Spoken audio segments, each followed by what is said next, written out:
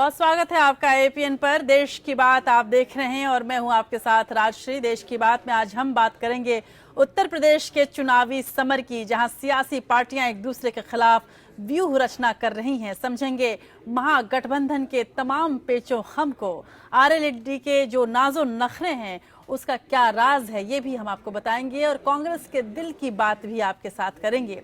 क्यों मिल रहा है सपा में बागियों को नेताजी का साथ, और क्या ये साथ है या एक नई चाल है? इन सब के बीच क्या है राजनीतिक दलों के जीत का समीकरण, ये हम आपको बताएंगे। अब क्यों है नाराज दिल्ली के मुख्यमंत्री अरविंद केजरीवाल, ये भी आपके सामने होगा। और बात जल्लीकट्टू की भी करेंगे। जल्लीकट्टू पर रोक लगाने के पीएम मोदी ने क्यों जताई है अपनी लाचारी, क्यों सामने आए हैं संगीतकार ए.आर. रहमान और शतरंज के चैंपियन विश्वनाथन आनंद जल्लीकट्टू के समर्थन में, और क्या वो करेंगे इसके समर्थन में, ये हम आपको बताएंगे।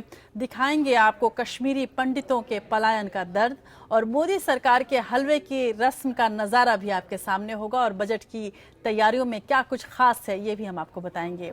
आज बताएंगे कि अमेरिकी राष्ट्रपति बराक ओबामा ने कहा है कि एक ऐसा दिन भी आएगा जब कोई हिंदू बनेगा अमेरिका का राष्ट्रपति। आज बराक ओबामा का बतौर अमेरिकी राष्ट्रपति अंतिम दिन था, और इसी दिन उन्होंने इस बात की उम्मीद जताई है कि आने वाले दिनों में एक दिन ऐसा होगा जब कोई हिंदू अमेरिका का राष्ट्रपति बनेगा। इस उम्मीद का क्या मतलब है, और ट्रंप के शपथ ग्रहण समारोह की तैयारियों के क्या नज़ारे हैं, ये आपके सामने रखेंगे। युवराज के शतक के साथ शाहरुख का अंदाज भी आपके सामने होगा, और प्रियंका ने अब कौन सा नया अवार्ड जीता है अमेरिका में, ये हम आपको बताएंगे और याद करेंगे ओशो को भी, और साथ में और भी बहुत कुछ होगा। तो चलिए शुरू करते हैं देश की बात के इस नए सफर को।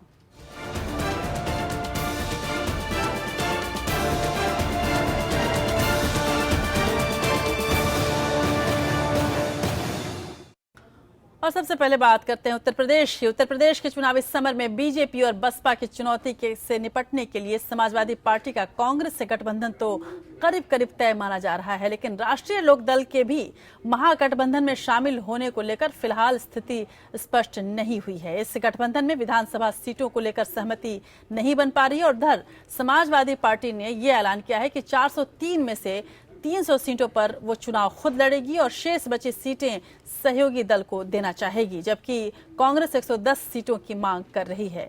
इस बीच आरएलडी 35 सीटें चाह रही थी और अंततः उसने घोषणा कर दिया कि वो अकेले जाएगी। हालांकि अजीत सिंह की स्थिति कुछ ऐसी ही है कि तू कौन मैं खामखा।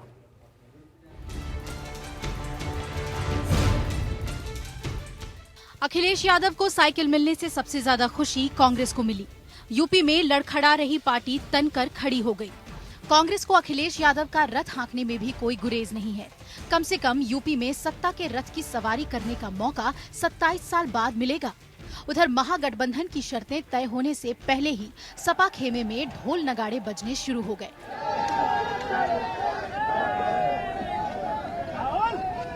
समाजवादी पार्टी की मजबूरी को समझते हुए कांग्रेस ने कड़ा मोल तोल शुरू कर दिया।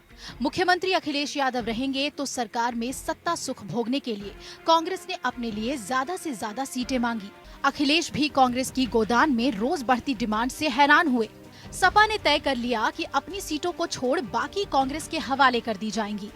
कांग्रेस अपना धर्मनिरपेक्ष महागठबंधन खुद समझे और इसमें शामिल होने वाली पार्टियों से मोल भाव भी खुद करे। वैसे दोनों दलों को गठबंधन पर चर्चा खासी रास आ रही है। कांग्रेस का साथ बातचीत भी हो चुका है, अलायंस केवल कांग्रेस का साथ होगा।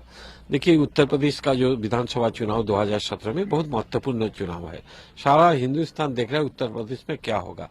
गठबंधन हो रहा है, बता चुके हैं, बहुत अच्छा हो रहा है, और गठबंधन की सरकार बन रही है उत्तर प्रदेश के अंदर। 300 से ज्यादा सीटें हम लेकर आएंगे। हमने आज तक का वक्त आपसे मांगा था, अब थोड़ा सा टाइम और दे दीजिए आप। वैसे भी आरएलडी के जाट मतदाता मुसलमानों की रहनुमाई करने वाली सपा को वोट देने से रहे।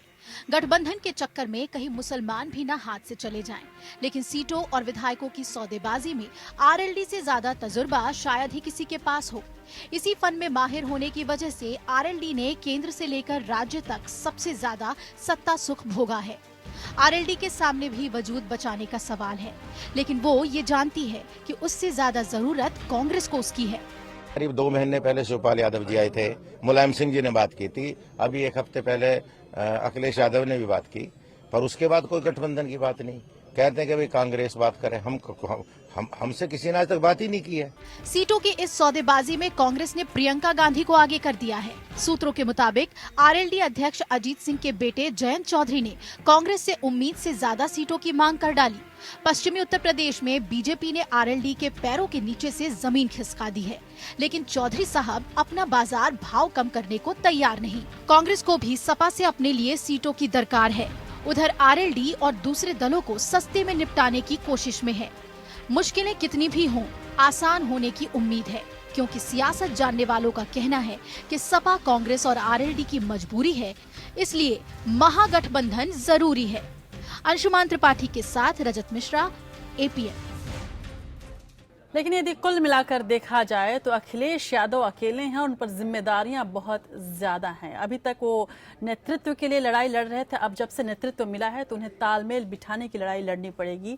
घर में भी तालमेल और बाहर गठबंधन दलों से भी तालमेल। और अजीत सिंह की स्थिति कुछ इसके इतर है। अजीत सिंह अपनी खोई हुई जमीन को तलाशने में बुरी तरह से लगे हुए हैं और वो कभी अखिलेश के कंधों पर चढ़कर विजय का स्वाद चखना चाह रहे हैं, तो कभी अन्य गठबंधन दलों के साथ मिलकर विजय का स्वाद चखना चाह रहे हैं। लेकिन दरअसल अजीत सिंह को ये बात समझनी बेहद जरूरी है कि जाट मतदाता अब उनके हाथ से निकल चुका है और एक साथ अल्पसंख्यक मतदाता और जाट मतदाता वोट शायद ही करे। ऐसे में अजीत सिंह को लेना न तो अखिलेश की मजबूरी है और न ही वो कांग्रेस के लिए जरूरी है।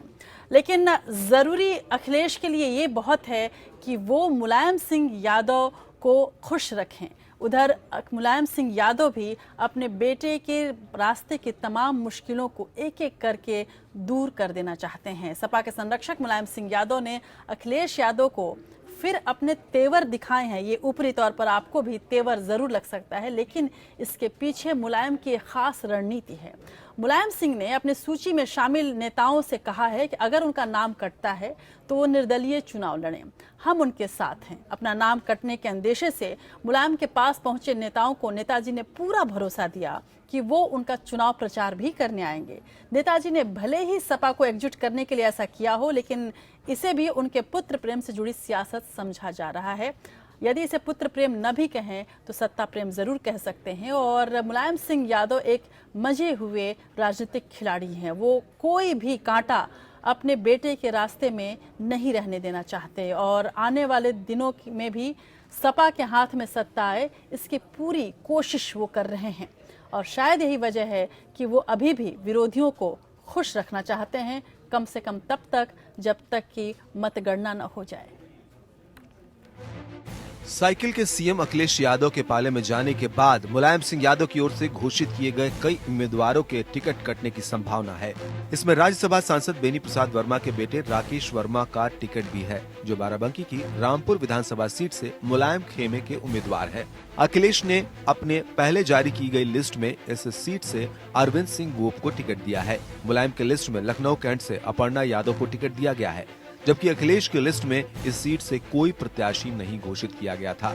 मुलायम सिंह से मिलने पहुंचे उनकी सूची में मौजूद ऐसे ही कुछ प्रत्याशियों ने दावा किया कि नेताजी ने उन सभी लोगों को निर्दलीय चुनाव लड़ने की सलाह दी है जिनका नाम अखिलेश यादव की लिस्ट से गायब हो सकता है। हालांकि मुलायम की लिस्ट में कानपुर कैंट से टिकट पाने वाले बाहुबली अतीक अहमद का कहना है कि अगर मुख्यमंत्री अखिलेश नहीं चाहेंगे तो वे चुनाव नहीं लड़ेंगे। अखिलेश को बाहुबली अतीक, अमनमणि त्रिपाठी और ऐसे ही कुछ और लोगों को टिकट सूची में शामिल करने पर परहेज है। वैसे नेताजी के करीबी मान रहे हैं कि पहलवान मुलायम ने एक बार फिर धोबी पछाड़ दांव खेला है। दरअसल मुलायम असंतुष्टों को चुनाव में निर्दलीय उतारने की सलाह और अपना आशीर्वाद देकर अखिलेश की सपा में पनपने वाले किसी विद्रोह को कन्नी से काट देना चाहते हैं। नेताजी ने ऐसे लोगों को अपना साथ तो देने का वादा किया है, लेकिन उनका दिल बेटे अखिलेश के साथ ही है। इसे कहते हैं सांप भी मर जाएगा और लाठी भी नहीं टूटेगी। Bureau report, APN. तो चुनाव में सब कुछ जायज हो जाता है और इसके लिए सबसे ज्यादा जरूरी है कि चुनावी समीकरणों पर खास ध्यान रखा जाए।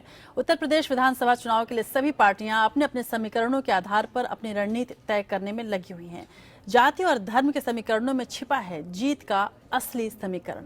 दलितों की राजनीति करने वाली बीएसपी को अपनी जीत सुनिश्चित करने के लिए सवर्णों को टिकट देने पड़े हैं। उधर बीजेपी ने अति पिछड़ी जातियों पर दांव लगाया है तो नाम मात्र के लिए भी किसी मुसलमान को, किसी अल्पसंख्यक को टिकट नहीं दिया गया है। वहीं सपा की यदि हम बात करें तो सपा और कांग्रेस मुसलमान वोटरों को बंटने से रोकने की पुरजोर कोशिश कर रही है। इसके लिए चाहे किसी से हाथ मिलाना पड़े या किसी से हाथ छुड़ाना पड़े। लेकिन इस पूरे समीकरण में आखिर किस पार्टी का कितना पलड़ा भारी है, देखिए इस खास रिपोर्ट में। 14 अप्रैल 1984 को स्थापना के बाद पहले ही चुनाव में बीएसपी को 9.41% वोट मिले, जो 2007 में बढ़कर 30.43% हुए और 206 सीटों पर उसे जीत मिली। लेकिन 2012 में लगभग 5% वोट कम होकर 25.91 पर आया और बीएसपी सत्ता की दौड़ में बाहर हो गई। शायद इसी को सुधारने के लिए पार्टी ने 113 सवर्ण और 97 मुस्लिम प्रत्याशियों को टिकट देकर अंक गणित का नया समीकरण रखा है। यूपी के लिए घोषित बीजेपी के 149 नामों में पार्टी ने जाट, गुर्जर, लोध और अन्य गैर यादव समुदाय के 56 ओबीसी प्रत्याशियों को टिकट दिया है। ये 56 उम्मीदवार घोषित 124 अनारक्षित सीटों के करीब 45% हैं। बीजेपी की लिस्ट में 26 ठाकुरों और 15 ब्राह्मणों को भी जगह मिली है। इसके अलावा 15 जाट और 4 गुर्जर सूची में शामिल हैं। इन सबके बीच अस्तित्व की लड़ाई में संघर्षशील कांग्रेस सपा का साथ मिल जाने से मुस्लिम मतदाताओं और पिछड़े वोटरों का रुझान अपनी ओर करने का सपना देख रही है। अगर परंपरागत मुस्लिम यादव मतदाताओं का झुकाव पहले की तरह ही सपा की ओर बना रहा तो फायदा अखिलेश यादव और कांग्रेस के गठबंधन को तय है। हालांकि बीजेपी के रणनीतिकार केवल जिताऊ प्रत्याशियों पर ही दांव लगाते दिख रहे हैं। ऐसे में इसके लिए संतुलन साधना ज्यादा अहम चुनौती है। 2014 के लोकसभा चुनावों के प्रदर्शन का अनुभव बीजेपी के साथ जरूर है, लेकिन विधानसभा का चुनाव बदले वक्त और माहौल में हो रहा है। इसका भी बीजेपी को ध्यान रखना होगा। यूपी के करीब 54% पिछड़ों को एकजुट करना सबके लिए चुनौती है। बीजेपी ने 2014 में इसे ही आधार बनाकर नरेंद्र मोदी को पिछड़ा चेहरा बताकर यूपी को लुभाया था। जाहिर है कि पार्टी की अभी भी यही कोशिश रहेगी। इस रणनीति के तहत केशव प्रसाद मौर्य को बीजेपी का अध्यक्ष बनाया गया है और पीएम मोदी ने यूपी में कई रैलियां की हैं। दरअसल उत्तर प्रदेश का सारा गणित सोशल इंजीनियरिंग पर टिका है। इतना साफ है कि चुनाव सपा गठबंधन बीएसपी बीजेपी के बीच न केवल त्रिकोणीय होगा बल्कि 2019 के आम चुनावों की आधारशिला भी होगा। Bureau report, APN. और उत्तर प्रदेश से बात दिल्ली की करते हैं। यूपी से सटे दिल्ली में भी राजनीति गर्म है। सीबीआई ने दिल्ली के उप मुख्यमंत्री मनीष सिसोदिया के खिलाफ प्राथमिक जांच शुरू की है। सिसोदिया पर मुख्यमंत्री अरविंद केजरीवाल के social media campaign talk to AK में नियमों के उल्लंघन और अनियमितताओं का आरोप है। सीबीआई जांच शुरू होते ही दिल्ली की राजनीति में उबाल आ गया है और मनीष सिसोदिया ने मामले को पहले से ही तूल देना शुरू कर दिया है। सीबीआई ने दरअसल इसमें अभी प्रिलिमिनरी इंक्वायरी यानी पीई ही दर्ज की थी, जिसका अर्थ है कि अभी मनीष के खिलाफ एफआईआर दर्ज नहीं हुई है और ना ही उन्हें पूछताछ के लिए बुलाया जाना जरूरी है। लेकिन मनीष सिसोदिया ने इसे जमकर भुनाने की कोशिश की और केंद्र सरकार पर निशाना साधना शुरू कर दिया। इस बीच सीबीआई की टीम देर शाम आज इस मामले में और अधिक साक्ष्य जुटाने के लिए दिल्ली सचिवालय पहुंची।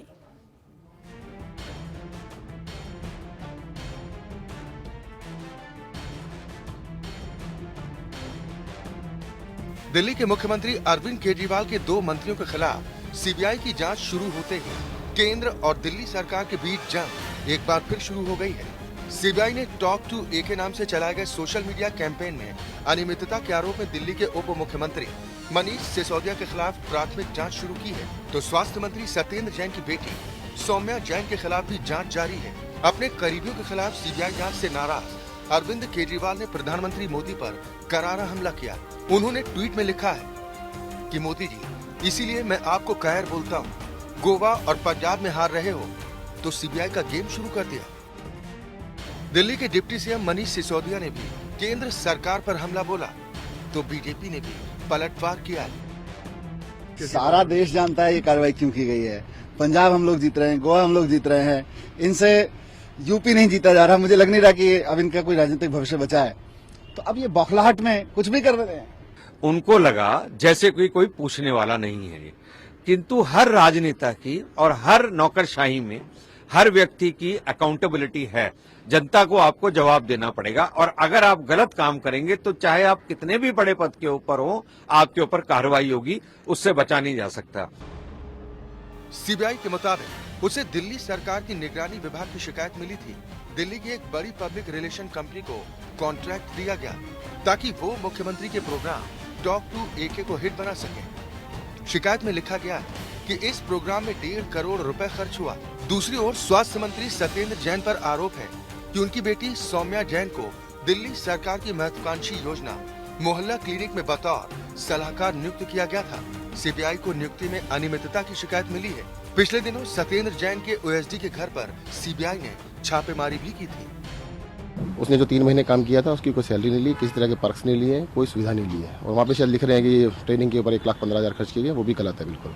और सब कुछ ये झूठ पे आधारित है और ये सिर्फ और सिर्फ पंजाब के इलेक्शंस की वजह से, पंजाब के इलेक्शन आने वाले 10 दिन बाद, तो उससे पहले सेंसेशनलिज्म क्रिएट करने के लिए किया जा रहा है। जब प्रिंसिपल सेक्रेटरी ने और चीफ सेक्रेटरी ने उस पर हस्ताक्षर करने से इनकार कर दिया, अप्रूव करने से, तो मंत्री स्वयं कैबिनेट में प्रपोजल लाते हैं, यानी कि खुद ही प्रपोजल दिया, खुद ही अप्रूव किया। फाइनेंस रूल्स का पूरा वायलेशन हुआ, एफआर रूल्स का वायलेशन हुआ। सीबीआई और दिल्ली के मुख्यमंत्री के बीच टकराव रहा है। पिछले साल जब सीबीआई ने केजरीवाल के प्रधान सचिव राजेंद्र कुमार के दफ्तर पर छापेमारी की थी तो विवाद बढ़ गया था। मुख्यमंत्री अरविंद केजरीवाल ने केंद्र सरकार पर आरोप लगाया था कि मोदी सरकार दिल्ली में इमरजेंसी लगाना चाहती है। हालांकि सीबीआई ने इन सभी आरोपों को खारिज किया था। Bureau report, APN.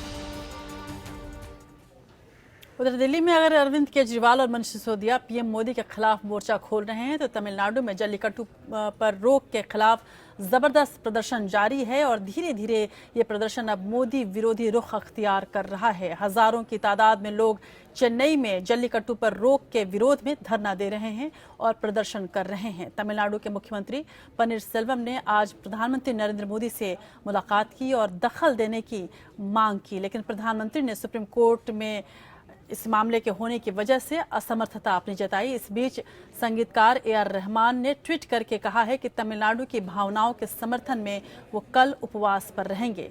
उधर शतरंज के खिलाड़ी विश्वनाथन आनंद ने भी इसे भावनात्मक मुद्दा बताया है। इससे पहले क्रिकेटर R अश्विन, फिल्म अभिनेता रजनीकांत, कमल हासन, सूर्या शिव कुमार, धनुष आदि भी जल्लीकट्टू का समर्थन कर चुके हैं। और इस बीच आज दिन में जब पनीर सेल्वम ने ये कहा कि इंतजार कीजिए, जल्द ही अच्छी खबर मिलेगी, तब वहां पर थोड़ा प्रदर्शन थमा, लेकिन जब शाम तक ये स्थिति स्पष्ट हुई कि सरकार इसमें कुछ भी नहीं कर सकती, एक बार फिर से प्रदर्शन का दौर शुरू हो गया। गौरतलब है कि इस प्रदर्शन में कोई भी राजनीतिक दल शिरकत नहीं कर रहा है और इनफैक्ट ये कहा जाए तो आम जनता ने ये कहा है कि किसी भी राजनीतिक दल का समर्थन उन्हें नहीं चाहिए।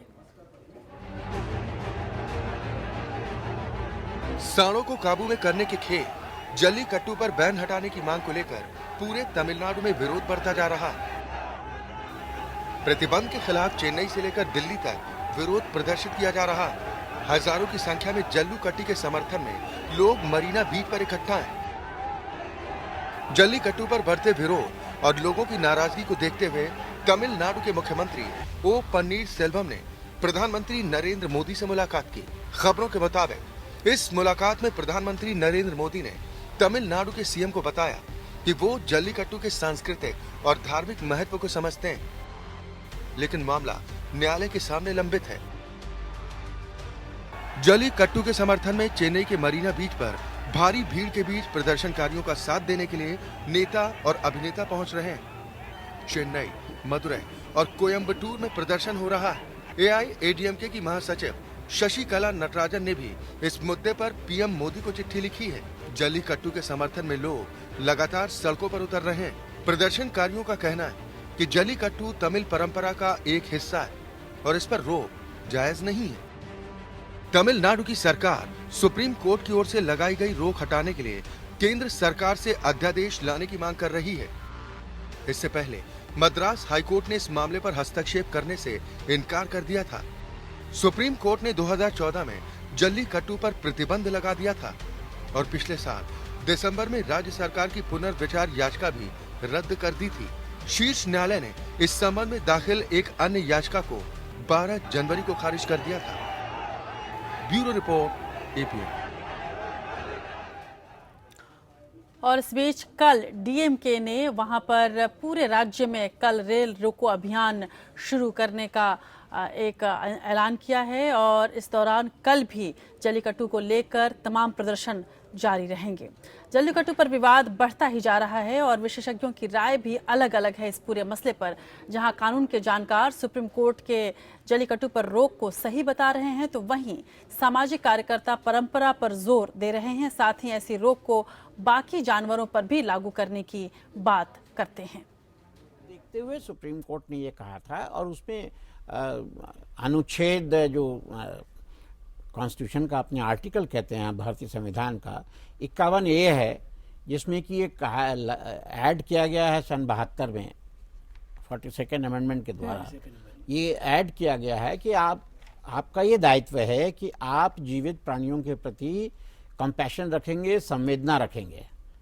उसके तहत सुप्रीम कोर्ट ने इन सब बातों को देखते हुए निर्णय किया था और उस पर सील लगाई थी कि ये ठीक है। ऐसा ये उस समय भी जो जल्लीकट्टू जो है वो भी 2-3 प्रकार के होते हैं, बाद में आप समझेंगे। पर ये उस समय भी इन्होंने यही कहा था कि हमारा इतने साल से चला आ रहा है, ये कल्चर है और इसका फिर उन्होंने रिलीजियस भी उसमें जोड़ दिया था। रिलीजियस कहाँ से आया ये पता नहीं, पर सुप्रीम कोर्ट को सारी बातों को नकारते हुए अपना निर्णय दिया था। जी देखिए, मेरा सोचना ये है कि क्रुएल्टी टू एनिमल्स एक्ट 1960 में आया जरूर, लेकिन ये ट्रेडिशन उसके पहले का है और उसके पहले से भी इस ट्रेडिशन में लोग इन्वॉल्व रहे हैं। और जिस तरह से ये खेल को रखा गया है, हाँ कुछ एनिमल्स की क्षति होती होगी और किसी तरीके से उसी तरीके से इंसान की भी क्षति होती होगी उस खेल के अंदर।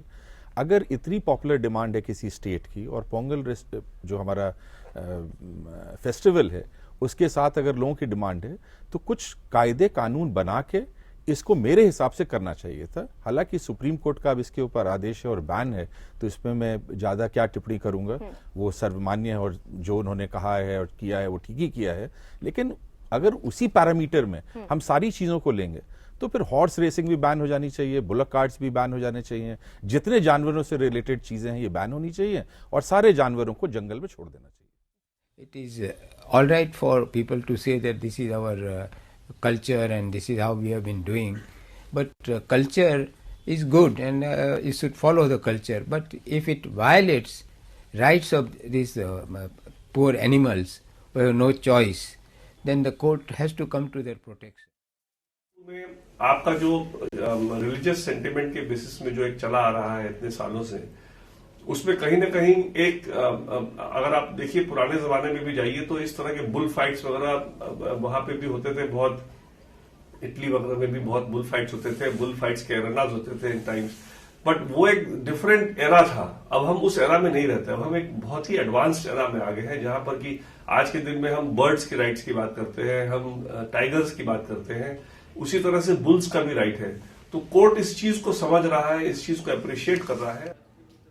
और इस बीच आध्यात्मिक गुरु सदगुरु ने भी जल्लीकट्टू का समर्थन किया है और कहा है कि जो सदियों पुरानी परंपरा है उसमें किसी तरह का कोई दखल उचित नहीं है। बात एक और भावनात्मक मुद्दे की। जम्मू कश्मीर से पलायन कर देश के दूसरे हिस्सों में शरणार्थी से जिंदगी गुजार रहे कश्मीरी पंडितों को आज भी अपनी वापसी का इंतजार है। कश्मीर से पलायन के 27 बरस पूरा होने पर अभिनेता अनुपम खेर ने पलायन के दर्द पर एक कविता ट्विटर पर शेयर की। 14 सितंबर 1989 से कश्मीरी घाटी से कश्मीरी हिंदुओं का पलायन शुरू हुआ था। तब से आज तक तमाम कश्मीरी वापस नहीं लौट सके हैं और इसी कोशिश में आज पूरे देश में कश्मीरी पंडितों ने एक सभा की और कश्मीर वापस लौटने के लिए रास्ते तलाशने शुरू किए। फैलेगा फैलेगा हमारा मौन, समुद्र के पानी में नमक की तरह, नसों में दौड़ते रक्त में घुलता हुआ पहुंचेगा दिलों की धड़कनों के बहुत समीप और बोरी से रिश्ते आते सा देगा हमारा पता। हम जहां भी हों, किसी दुस्वप्न में या दुस्वप्न से भयंकर वास्तविकता में, दूर की जड़ों सा अंधेरे से होता हुआ गुत्थम गुत्था मांगेगा अपने लिए पूरी जमीन। हीरे की चमकती अंगूठी सा पड़ा रहेगा हमारे दुख की छोटी उंगली में। जम्मू कश्मीर से कश्मीरी पंडितों के पलायन को 27 साल पूरे हो गए हैं। आज से 27 साल पहले 19 जनवरी 1990 की रात ही अलगाववादियों और कट्टरपंथियों के जुल्म से तंग आकर 4 लाख से ज्यादा कश्मीरी पंडितों ने मजबूरी में अपनी जमीन और अपना घर छोड़ा था। फिल्म अभिनेता अनुपम खेर ने कश्मीरी पंडितों के इसी दर्द पर एक कविता ट्विटर पर शेयर की है। शरणार्थी शिविरों में हमेशा के लिए उदास हो गए बच्चों का मौन, यादों की गठरियां सिरों पर उठाए चल रहे बूढ़ों का मौन, स्त्रियों के होठों पर जमी शोक की काली नदी का मौन, कोठर से निकाली गई बूढ़े कवि की आंखों का मौन जो हमेशा सच की तरह खुलती थी, उन सभी लोगों का मौन जिन्हें चुप करा दिया। अनुपम खेर ने अपने ट्विटर अकाउंट से फैलेगा फैलेगा हमारा मौन समुद्र के पानी में नमक की तरह नाम की कविता का वीडियो शेयर किया है। ये कविता कश्मीरी पंडितों की कहानी सामने लाती है। ठीक 27 साल पहले अपनी जान और इज्जत बचाने के लिए कश्मीरी पंडितों ने देश के दूसरे हिस्सों में शरण ली थी। चैन पक्षी सा उड़ेगा आग के इस पेड़ से आग के उस पेड़ पर, मस्तिष्क के अंदर विचारों की सांखें खटखटाता हुआ करेगा गुपचुप प्रवेश और अपने लहूलुहान पैरों की तरह छाप छोड़ जाएगा। साल 1985 के बाद कश्मीरी पंडितों को कट्टरपंथियों और आतंकवादियों से लगातार धमकियां मिलने लगी थी। घाटी में कश्मीरी पंडितों के भयानक दिनों की शुरुआत 14 सितंबर 1979 से हुई। 14 सितंबर 1979 को बीजेपी के प्रदेश उपाध्यक्ष टिक्कू लाल टपलू की हत्या से कश्मीर में शुरू हुआ आतंक का दौर समय के साथ और विभत्स होता चला गया। उस दौर के अधिकतर हिंदू नेताओं की हत्या कर दी गई। 300 से अधिक हिंदू महिलाओं और पुरुषों की आतंकियों ने हत्या की, जिसके बाद कश्मीरी पंडित घाटी छोड़ने पर मजबूर हो गए और तब से लेकर आज तक वो विस्थापित के तौर पर ही जिंदगी बसर कर रहे हैं। Bureau report, APN। हर आंख से आंसुओं को बटोरता हुआ बुनेगा एक लंबी और मजबूत रस्सी सुलगते हुए। तो अभिनेता अनुपम खेर और फिल्म निर्देशक अशोक पंडित ने सरकार से अपील की है कि वो जल्द से जल्द कश्मीरी विस्थापितों की घर वापसी सुनिश्चित करे। जो इंफ्रास्ट्रक्चर हिंदुस्तान के बाकी नागरिकों को मिलने को एंजॉय करने को मिलता है वो वहाँ के लोग वहाँ से वंचित हैं। तो कश्मीरी पंडितों का जाना, वहाँ के यूथ का उनको कारोबार मिलना, ये अब धीरे धीरे साथ जुड़ती हुई चली जाती चीजें हैं। मगर कल का जो मतलब जो 19 जनवरी का जो दिन है वो एक सिंबॉलिक तरीके से हमारी आवाज है कि कश्मीरी पंडितों की आवाज सुनी जानी चाहिए और कोई ना कोई तरीका निकाला जाना चाहिए कि हमें वापस अपने घर जाने का मौका मिल सके। हम अपील करते हैं आज अपनी सरकार से, अपने देश के लोगों से, ह्यूमन राइट्स वायलेशंस के ऑर्गेनाइजेशन से कि हमारी लड़ाई जो हम लड़ रहे हैं एक नॉन वायलेंस के द्वारा, उस पर गौर करें, उसके बारे में सोचें और हमें अपने घर वापस लौटने में हमारी मदद करें। हालांकि कश्मीरी पंडितों के दर्द को लेकर जो कविता और इसके पहले एक वीडियो जब अनुपम खेर ने जारी किया था तो काफी विवाद हुआ था और ये भी कहा गया था कि उनका कश्मीर से भला क्या रिश्ता है। लेकिन इसमें कोई शक नहीं कि कश्मीरी पंडितों का दर्द बेहद मार्मिक है और चाहे आवाज कहीं से भी उठे, इस मर्म को समझना जरूरी है, इस दर्द का दूर होना जरूरी है। उधर जम्मू कश्मीर विधानसभा ने घाटी में कश्मीरी पंडितों और अन्य प्रवासियों की वापसी के लिए अनुकूल माहौल बनाने के लिए गुरुवार को सर्वसम्मति से एक संकल्प पारित किया, जो एक अच्छी खबर है कश्मीरी पंडितों के लिहाज से। सदन की कार्यवाही शुरू होते ही राज्य के पूर्व मुख्यमंत्री और नेशनल कॉन्फ्रेंस के नेता उमर अब्दुल्ला ने दलगत राजनीति से ऊपर उठकर विधानसभा से कश्मीरी पंडितों की वापसी के लिए एक संकल्प पारित करने की अपील की। उमर अब्दुल्ला ने कहा कि 27 साल पहले कश्मीर में दुर्भाग्यपूर्ण परिस्थितियों ने कश्मीरी पंडितों सिख समुदाय को पलायन के लिए मजबूर किया।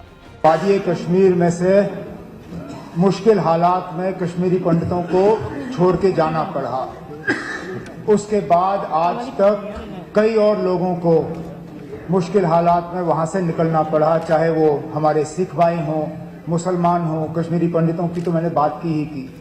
मैं चाहूंगा कि आपके तरफ से हाउस का एक रेजोल्यूशन जाए कि हम सब सियासत से ऊपर उठ के हमारी कोशिश रहनी चाहिए कि जितने लोग इन 27 सालों में मुश्किल हालात में जान बचाने के लिए निकले हैं, हमारी मुकम्मल कोशिश रहनी चाहिए कि हम उस तरह के हालात दोबारा बनाएं कि वो अपने घर वापस लौट सके। इतनी गुजारिश है।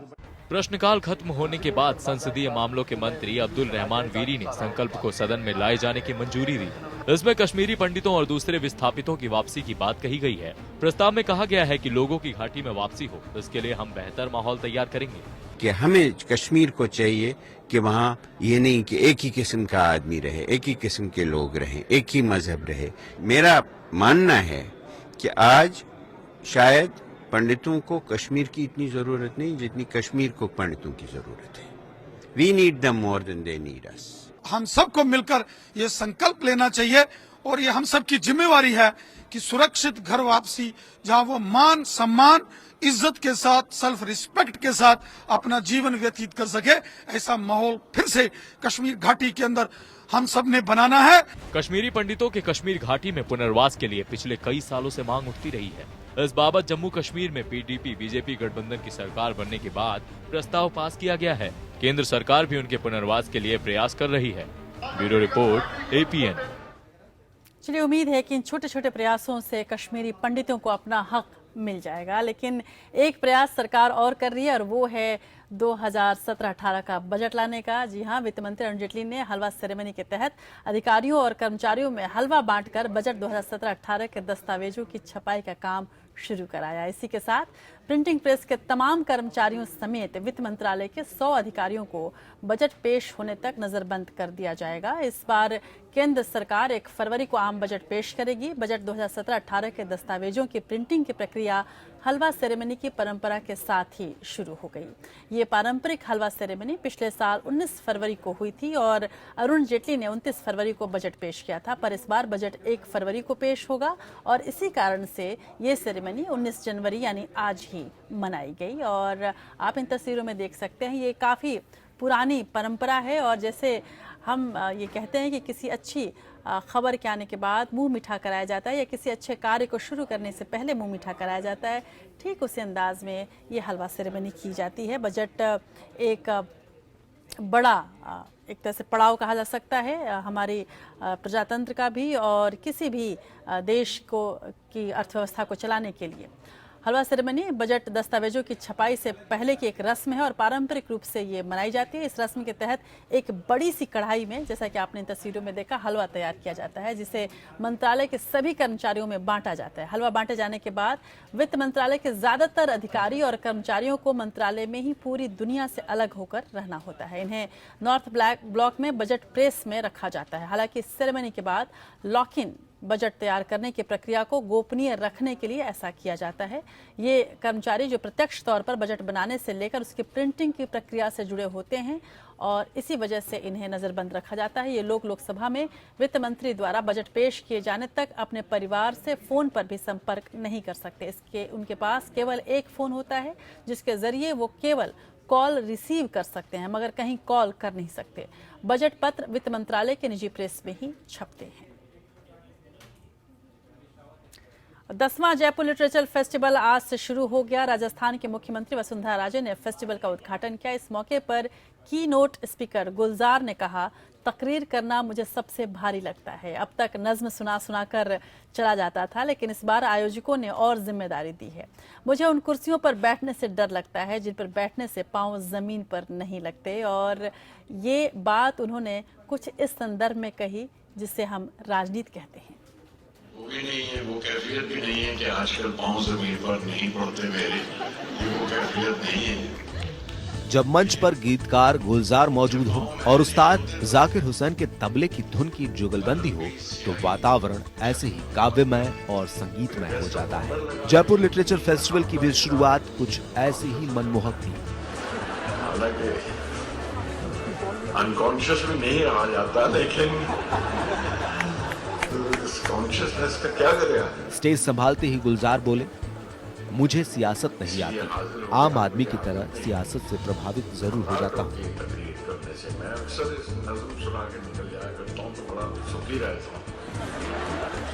सामने वसुंधरा बैठी थी। आगे कहा, मुझे उन कुर्सियों पर बैठने से डर लगता है जिन पर बैठने से पांव जमीन पर नहीं लगते। कई चीजों से घबराहट होती है, उसमें एक ये भी है कि मैं उस ऊंची कुर्सी पे बैठते हुए बहुत घबराता हूँ जिसमें पाँव नीचे नहीं लगते जमीन पर।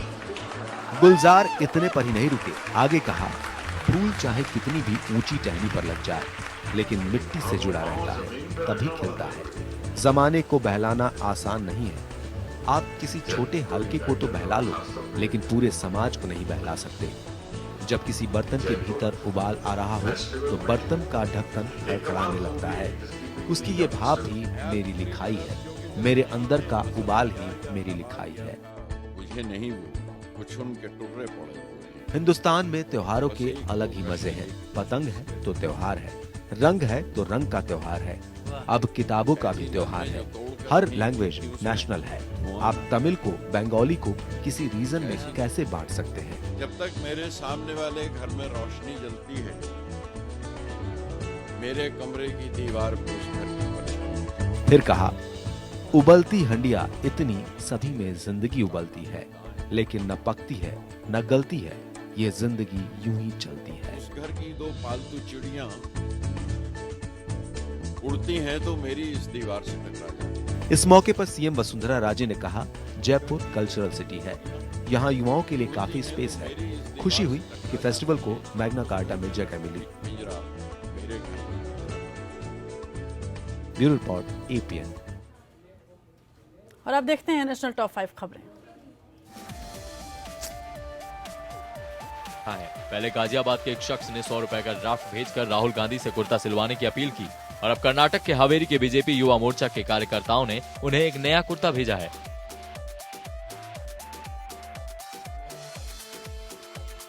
चुनाव आयोग ने 1 फरवरी को पेश होने वाले बजट को लेकर केंद्र सरकार से जवाब मांगा है। विपक्ष ने कुछ दिनों पहले यूपी, पंजाब समेत 5 राज्यों में विधानसभा चुनावों की वजह से बजट टालने की मांग की है।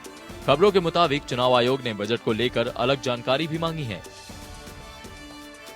जीएसटी वस्तु एवं सेवा कर को विवादों से मुक्त रखने के लिए सरकार कर चोरी से जुड़े प्रावधानों को नरम कर सकती है। अब केंद्र और राज्य सरकारों ने 2 करोड़ रुपए तक की कथित टैक्स चोरी के मामले में प्रावधानों को थोड़ा और नरम बनाने का फैसला किया है। जीएसटी काउंसिल की बैठक में संकेत मिले हैं कि जीएसटी कानून 1 जून से लागू हो सकता है। केंद्र सरकार नगद लेन देन को कम करने के लिए और कड़े कदम उठा सकती है। सूत्रों के मुताबिक सरकार पैन कार्ड के माध्यम से कैश लेन देन की सीमा में कटौती कर सकती है। इसके तहत 50,000 रुपए से ज्यादा नगद लेन देन पर पैन सीमा कम करके 30,000 रुपए तक की जा सकती है। अगर ऐसा हुआ तो इसके जरिए देश में कैश लेन देन पर असर पड़ेगा। उत्तर प्रदेश के एटा में दर्दनाक सड़क हादसा हुआ। घने कोहरे के कारण स्कूली बस और ट्रक की टक्कर में 25 से ज्यादा स्कूली बच्चों की मौत। उधर यूपी के एटा में एक सड़क हादसे में 13 बच्चों की मौत हो गई, जबकि कई बच्चे घायल हो गए। घने कोहरे के चलते एक स्कूल बस और ट्रक की आमने सामने टक्कर हो गई। हालांकि इस हादसे के दौरान कई और बातें सामने आई हैं। दुर्घटनाग्रस्त बस का परमिट भी खत्म हो चुका था। ड्राइवर की बजाय एक टीचर बस को चला रहा था और घने कोहरे के चलते स्थानीय प्रशासन के 20 जनवरी तक स्कूल बंद करने के आदेशों का भी इस स्कूल ने सरेआम उल्लंघन किया था। लेकिन इन मासूमों की मौत के बाद उनकी यादें पसरी हुई हैं।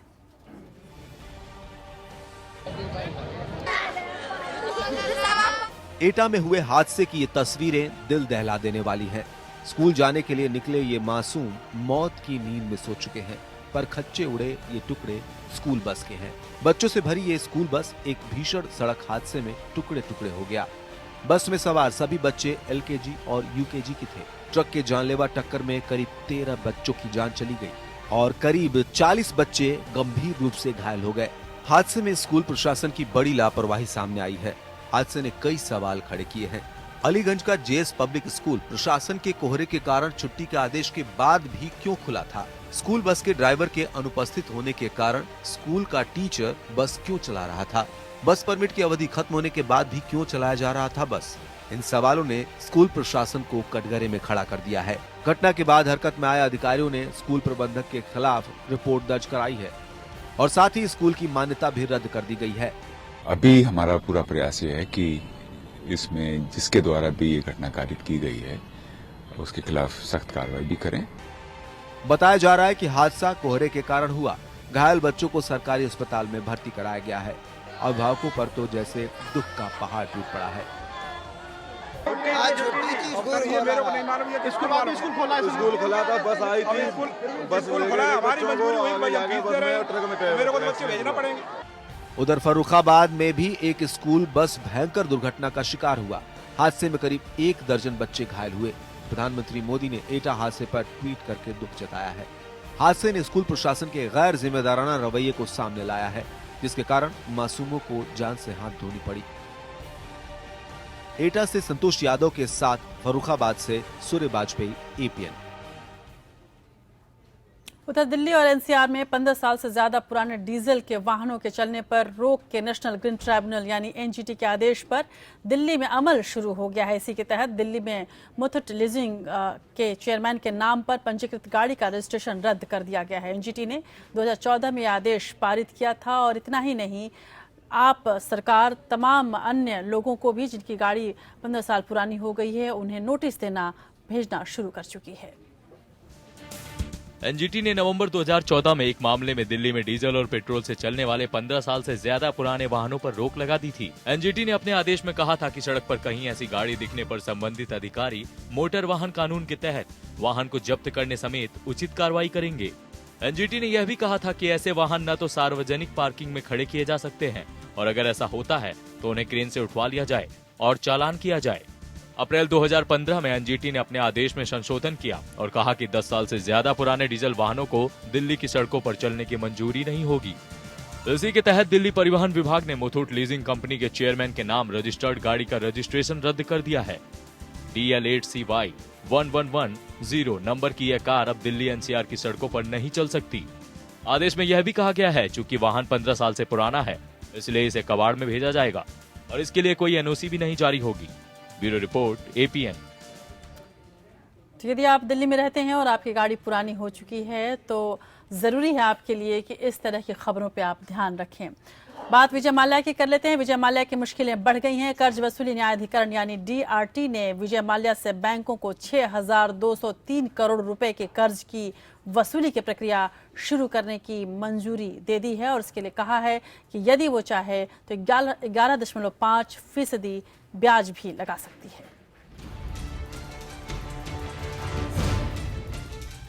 बैंकों का हजारों करोड़ रुपए हजम कर लंदन भाग चुके शराब कारोबारी विजय माल्या के खिलाफ कार्रवाई की संभावना बढ़ गई है। स्टेट बैंक ऑफ इंडिया की अगुवाई वाले बैंकों के कंसोर्शियम की माल्या के खिलाफ दायर याचिका पर डेट रिकवरी ट्राइब्यूनल ने कर्ज वसूलने की कार्रवाई शुरू करने की इजाजत दे दी है। माल्या ने ये कर्ज किंगफिशर एयरलाइंस के लिए लिया था जो अब खत्म हो चुकी है। ट्राइब्यूनल की बेंगलुरु बेंच ने स्टेट बैंक ऑफ इंडिया से कहा कि माल्या और किंगफिशर की संपत्ति से 6,203 करोड़ रुपए के साथ ही 26 जुलाई से लेकर अब तक 11.5% की दर से ब्याज भी वसूल सकते हैं। 6,203 करोड़ प्लस 11.5% इंटरेस्ट, उसका आदेश हुआ है आज डेट रिकवरी ट्राइब्यूनल ने और डेट रिकवरी ट्राइब्यूनल ने आदेश दिया है कि ये चारों डिफेंडेंट्स जो है उनका जिम्मेदारी है ये पैसा भरने के लिए। ये पहला कदम है जहां बैंकों ने अपने डेट को एस्टैब्लिश किया है और कोर्ट का आदेश पाया है। अब इसके सामने जो रिकवरी स्टेप्स लेना होगा वो रिकवरी ऑफिसर के सामने करना होगा। करीब 3 साल तक चली कानूनी लड़ाई के बाद बैंकों को कर्ज वसूली की मंजूरी मिली है। फैसले के बाद एक सरकारी बैंक ने कहा है कि हम माल्या की संपत्ति को बेचने में कामयाब रहेंगे। इसका आधार प्रॉपर्टी के मूल्यांकन आने के बाद तय होगा और नीलामी से पहले पार्टियों से बातचीत की जाएगी। माल्या पर बैंकों का 9,400 करोड़ रुपए बकाया है। उनके खिलाफ 17 बैंकों के कंसोर्शियम ने सुप्रीम कोर्ट में याचिका दाखिल की थी। माल्या की तरफ से कहा गया है कि तेल के दाम बढ़ने, ज्यादा टैक्स और खराब इंजन के चलते उनकी किंगफिशर एयरलाइंस को 6,107 करोड़ का घाटा उठाना पड़ा था। माल्या ने बैंकों से सेटलमेंट करने के लिए सुप्रीम कोर्ट के सामने 6,868 करोड़ का ऑफर दिया था। इससे पहले माल्या ने 4,400 करोड़ का प्रस्ताव दिया था जिसे बैंकों ने ठुकरा दिया था। Bureau report, APN. उधर खाने के सामान में मिलावट करने और ऐसा सामान बेचने वालों के खिलाफ विधि आयोग यानी लॉ कमीशन ने कड़ा कानून बनाने की सिफारिश की है। अपनी 264वीं रिपोर्ट में लॉ कमीशन ने ये काम करने वालों के लिए उम्र कैद की सजा का प्रस्ताव रखा है। आयोग ने इस संबंध में आईपीसी की धारा 272 और 273 को संशोधित करने वाले आपराधिक कानून संशोधन अधिनियम 2017 का प्रस्ताव रखा है और ओडिशा, उत्तर प्रदेश और पश्चिम बंगाल में आईपीसी में किए गए संशोधन का हवाला दिया है ताकि इसे खाद्य कानून के समकक्ष लाया जा सके। संशोधन का प्रस्ताव अच्युतानंद तीर्थ व अन्य बनाम भारत संघ के मामले में सुप्रीम कोर्ट के फैसले के आधार पर किया गया है। इस मामले में सुप्रीम कोर्ट ने केंद्र सरकार को निर्देश दिया था कि वह खाद्य कानून और आईपीसी में उचित संशोधन करे ताकि इसे राज्यों के संशोधित कानूनों के बराबर लाया जा सके। लंबी चर्चा के बाद आयोग का मानना है कि मिलावटी खाने का सामान बेचने वालों के खिलाफ कड़ी कार्रवाई होनी चाहिए क्योंकि इससे जान का खतरा होता है। आयोग ने ऐसे सामान से होने वाले नुकसान के श्रेणी के आधार पर सजा प्रस्तावित की है। साल 2008 के मालेगांव धमाकों की जांच कर रही राष्ट्रीय जांच एजेंसी यानी NIA ने आज बॉम्बे हाई कोर्ट में कहा है कि मामले की आरोपी साध्वी प्रज्ञा सिंह ठाकुर को अगर अदालत जमानत देती है तो उसे कोई ऐतराज नहीं होगा। NIA की तरफ से कोर्ट में पेश additional solicitor general Anil Singh ने कहा कि एजेंसी पहले ही यह बात कह चुकी है कि इस केस में मकोका लागू नहीं होता। साध्वी प्रज्ञा ठाकुर ने सेशंस कोर्ट द्वारा जमानत को निरस्त करने के बाद हाई कोर्ट में अपील की थी।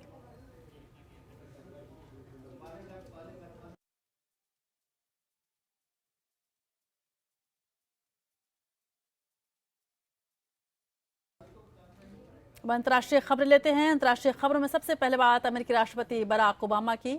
अमेरिकी राष्ट्रपति बराक ओबामा ने व्हाइट हाउस में अपनी आखिरी प्रेस कॉन्फ्रेंस में हिंदुओं को लेकर एक बड़ी बात कही है। ओबामा ने कहा है कि उन्हें उम्मीद है कि आने वाले वक्त में कोई हिंदू भी अमेरिका का प्रेसिडेंट बन सकता है। बराक ओबामा ने प्रधानमंत्री मोदी से भी फोन पर बातचीत की। उन्होंने भारत और अमेरिका के रिश्ते बेहतर बनाने के लिए मोदी को धन्यवाद दिया।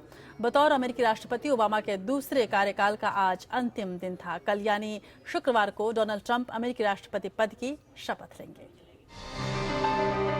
अमेरिकी राष्ट्रपति के रूप में अपनी आखिरी प्रेस कॉन्फ्रेंस को संबोधित करते हुए बराक ओबामा ने उम्मीद जताई कि आने वाले समय में अमेरिका में कोई हिंदू भी राष्ट्रपति होगा। प्रेस कॉन्फ्रेंस में नक्सलीय भेदभाव पर चर्चा करते हुए ओबामा ने कहा कि जिस शख्स में काबिलियत होती है वह अपनी नस्ल और विश्वास को पीछे छोड़कर आगे बढ़ जाता है। ओबामा ने उम्मीद जताई कि आने वाले समय में कोई महिला, हिंदू, यहूदी या फिर लैटिन अमेरिकी मूल का व्यक्ति भी राष्ट्रपति बन सकता है। अमेरिकी राष्ट्रपति ने बुधवार को प्रधानमंत्री नरेंद्र मोदी को भी फोन किया और उनकी साझेदारी के लिए धन्यवाद दिया। इस बातचीत के दौरान ओबामा ने इस बात के लिए भी धन्यवाद दिया कि मोदी के कार्यकाल के दौरान प्रतिरक्षा, सिविल न्यूक्लियर एनर्जी के लिए संयुक्त प्रयासों की समीक्षा की गई और दोनों देशों के नागरिकों के बीच संपर्क बढ़ाने पर भी जोर दिया गया। व्हाइट हाउस में जारी बयान में कहा गया कि साल 2015 में भारत में गणतंत्र दिवस पर मुख्य अतिथि के रूप में अपनी यात्रा को याद करते हुए राष्ट्रपति ओबामा ने भारत के आने वाले 68वें गणतंत्र दिवस के लिए प्रधानमंत्री मोदी को हार्दिक बधाई दी। दोनों नेताओं ने इस बात पर चर्चा की कि उन्होंने आर्थिक और सुरक्षा प्राथमिकताओं पर किस तरह से साझा प्रगति की और इस दौरान भारत की पहचान अमेरिका के बड़े प्रतिरक्षा साझेदार के रूप में हुई। इसी तरह जलवायु परिवर्तन के वैश्विक बदलाव के लिए दोनों देशों ने काम किया। गौरतलब है कि ओबामा उन पहले नेताओं में से थे जिन्होंने मई 2014 में मोदी की जीत पर फोन कर बधाई दी थी और उन्हें अमेरिका आने के लिए आमंत्रित किया था। दोनों नेता सितंबर 2014 में व्हाइट हाउस में मिले थे। तब से दोनों नेताओं में अब तक 8 बार मुलाकात हो चुकी है। यह किसी भारतीय अमेरिकी नेता के बीच मुलाकात का एक रिकॉर्ड है। इस दौरान दोनों नेताओं के बीच अच्छी दोस्ती पनप गई। ओबामा ने कहा कि उनकी डोनाल्ड ट्रंप के साथ भी सौहार्दपूर्ण बातचीत हुई है और ट्रंप को उन्होंने अपनी हर तरह की सलाह देने की पेशकश की है। रूस को लेकर ओबामा ने कहा कि यह अमेरिका के हित में है कि रूस के साथ एक रचनात्मक साझेदारी बनाई जाए। जबकि इजरायल और फिलिस्तीन के बीच होती झड़पों पर ओबामा ने कहा कि हम इजरायल और फिलिस्तीन पर शांति थोप नहीं सकते। अपने संबोधन के दौरान तनाव रहित दिख रहे ओबामा ने कहा कि अब वो अपना कीमती समय अपनी बेटियों के साथ बिताना चाहेंगे। बराक ओबामा 2008 में पहली बार अमेरिका के राष्ट्रपति बने थे। ये पहली बार था कि अमेरिका में कोई ब्लैक प्रेसिडेंट चुना गया हो और फिर 2012 में वो लगातार दूसरी बार चुने गए। अमेरिकी संविधान के मुताबिक कोई शख्स सिर्फ 2 बार ही प्रेसिडेंट बन सकता है। Bureau report, APN। उधर अमेरिका के नए राष्ट्रपति डोनाल्ड ट्रंप के शपथ ग्रहण समारोह के लिए तैयारियां लगभग पूरी हो चुकी हैं। डोनाल्ड ट्रंप कल यानी 20 जनवरी को रात 10:30 बजे शपथ लेंगे। देखिए रिपोर्ट और देखिए किस तरह के नजारे रहेंगे डोनाल्ड ट्रंप के शपथ ग्रहण समारोह की। डोनाल्ड ट्रंप के शपथ ग्रहण समारोह में करीब 1200 करोड़ रुपए खर्च होने का अनुमान है। ये अनुमान पूर्व में हुए इस तरह के आधिकारिक आयोजनों के आधार पर निकाला गया है। हालांकि इस खर्च में उद्घाटन दिवस और भीड़ की संख्या के हिसाब से उतार चढ़ाव हो सकता है। पहली बार अमेरिकी राष्ट्रपति के शपथ ग्रहण समारोह में बॉलीवुड स्टाइल का कार्यक्रम होने जा रहा है। इसमें दोपहर 2:20 पर 7 मिनट का बॉलीवुड का कार्यक्रम है। गायक मीका और पूर्व मॉडल मानवी ममगाई इस दौरान कार्यक्रम पेश करेंगी। 20 जनवरी को अमेरिकी सुप्रीम कोर्ट के चीफ जस्टिस जॉन रॉबर्ट्स दोपहर 12 बजे डोनाल्ड ट्रंप को राष्ट्रपति पद की शपथ दिलाएंगे। शपथ ग्रहण समारोह अमेरिकी कैपिटल बिल्डिंग के पश्चिमी हिस्से में होगा। अमेरिकी समय के मुताबिक दोपहर 1:15 बजे से शाम 6 बजे तक वॉशिंगटन के लिंकन मेमोरियल और JFK मेमोरियल में विभिन्न ग्रुप्स की ओर से तमाम तरह की परफॉर्मेंस दी जाएंगी। शपथ ग्रहण के बाद दोपहर 3 बजे एक उद्घाटन परेड निकाली जाएगी, जिसमें राष्ट्रपति डोनाल्ड ट्रंप, उपराष्ट्रपति माइक पेंस और उनके परिवार के लोग कैपिटल बिल्डिंग से व्हाइट हाउस की ओर जाएंगे। दुनिया के सबसे ताकतवर मुल्क के राष्ट्रपति के लिए सुरक्षा के भी तगड़े इंतजाम हैं। 3 दर्जन से ज्यादा राज्यों में करीब। और अब बात खेल की, और कटक के बाराबटी स्टेडियम में इंग्लैंड के खिलाफ वनडे मैच में युवराज सिंह और MS धोनी ने शतक लगाए। कैंसर के इलाज के बाद इंटरनेशनल क्रिकेट में वापसी करने वाले युवराज की ये पहली वनडे सेंचुरी है। उन्होंने अपनी पारी में 21 चौके और 3 छक्के जड़े। ये युवराज सिंह के करियर का 14वां शतक है। आखिरी बार उन्होंने मार्च 2011 में वेस्टइंडीज के खिलाफ चेन्नई में शतक जड़ा था। युवराज सिंह ने इस सीरीज से पहले दिसंबर 2013 में आखिरी बार वनडे सीरीज खेली थी। हाल ही में युवराज की शादी हुई और एक तरह से देखा जाए तो लेडी लक ने भी कमाल दिखाया और यूएई की टीम इंडिया में शानदार वापसी हुई है।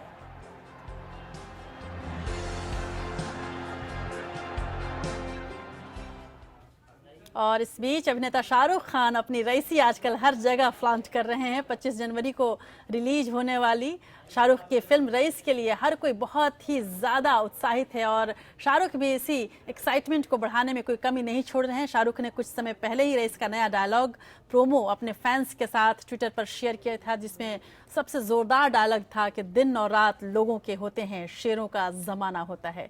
आपको बता दें कि शाहरुख ने अब इस डायलॉग को इंडिया और इंग्लैंड के खेले गए दूसरे वनडे मैच के साथ भी जोड़ दिया है और खासकर युवराज और धोनी की वापसी को शाहरुख ने अपने अंदाज में पेश किया। शाहरुख ने हाल ही में एक वीडियो शेयर किया जहां वो इस मैच की कमेंट्री में रईस का तड़का दे रहे हैं।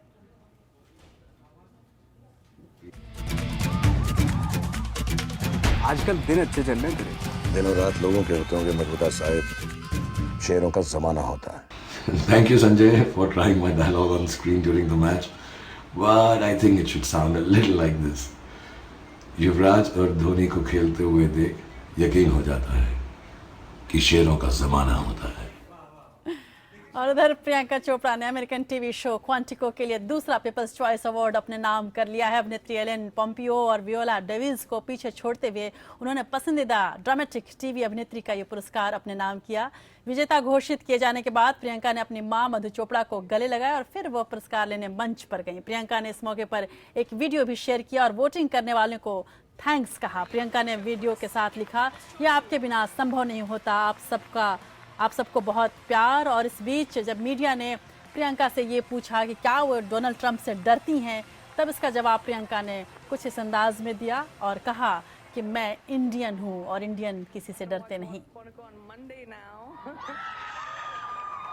Thank you to the people, like everyone has been saying, this has been an incredible journey.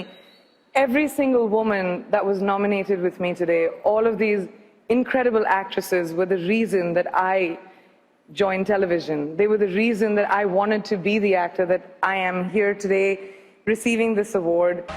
2 years in a row, but this time as favorite dramatic TV actresses, with the most amazing women on television nominated with me. This means so much. Thank you to everyone who voted. Thank you so much for me. और देश की बात है आखिरी पड़ाव में, अब बात देश और दुनिया के इतिहास की।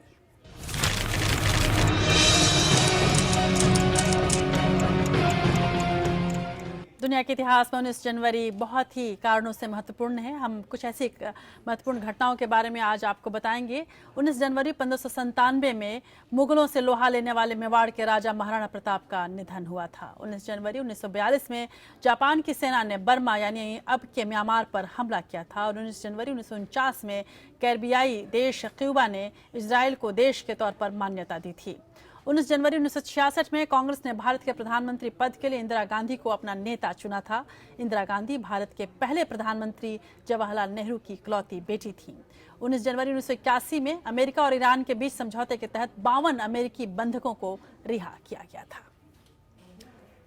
और आज बात करेंगे आचार्य रजनीश की। मध्य प्रदेश राज्य के एक गांव में जन्मे रजनीश को हम भारतीय कई नामों से जानते हैं। 60 के दशक में वे आचार्य रजनीश के नाम से और 80 के दशक में भगवान श्री रजनीश के नाम से और बाद में ओशो के नाम से मशहूर हुए। ओशो शब्द लैटिन भाषा के शब्द ओशनिक से लिया गया, जिसका अर्थ है सागर में विलीन हो जाना, और आज ही के दिन वो विलीन हो गए थे। वे एक आध्यात्मिक गुरु थे तथा भारत और विदेशों में जाकर उन्होंने प्रवचन दिए थे। वे दर्शन शास्त्र के अध्यापक थे। वे काम के प्रति स्वतंत्र दृष्टिकोण के भी हिमायती थे। उनके द्वारा समाजवाद, महात्मा गांधी की विचारधारा तथा संस्थागत धर्म पर भी कई आलोचनाएं लिखी गई हैं, बोली गई हैं। हालांकि इन सभी आलोचनाओं ने उन्हें बेहद विवादास्पद बना दिया। 1974 में पूना में उन्होंने अपने आश्रम की स्थापना की, जिसके बाद विदेशियों की संख्या बढ़ने लगी। 1980 में ओशो अमेरिका चले गए और वहां सन्यासियों ने रजनीशपुरम की स्थापना की। ओशो कहते थे, मैं यहाँ हूँ जीवन के प्रति तुम्हारी संवेदना और प्रेम को जगाने के लिए। पुरानी धारणा यह कह रही है कि जीवन की निंदा करो, वह इसे क्षुद्र तुच्छ माया कहता है, वह इसका तिरस्कार करता है। आज ओशो को याद करते हुए हम उनके कुछ खास तस्वीरों और कुछ खास प्रवचनों के साथ आपको छोड़ जाते हैं। नमस्कार।